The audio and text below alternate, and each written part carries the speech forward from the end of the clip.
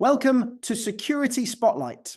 In this episode, we're covering CVE 2025-43501, a critical buffer overflow vulnerability discovered in WebKit-based browsers and frameworks across Apple platforms and WebKit GTK WPE.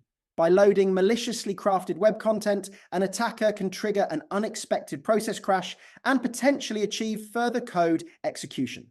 This flaw was patched in Safari 26.2, iOS and iPadOS 18.7.3 Rs 26.2, macOS Tahoe 26.2, and Vision OS 26.2.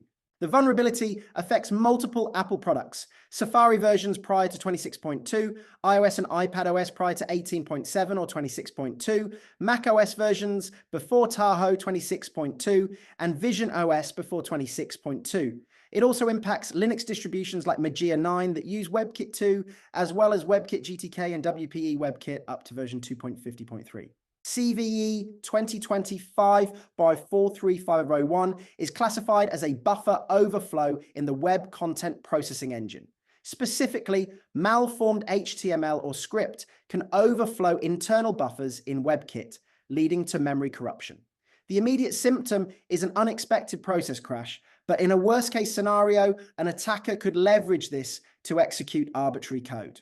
Researchers identified that WebKit's memory handling routines fail to properly validate lengths when parsing certain web elements. When a page supplies specially crafted payloads, excessively long attributes, or nested tags, the overflow triggers overwriting adjacent memory.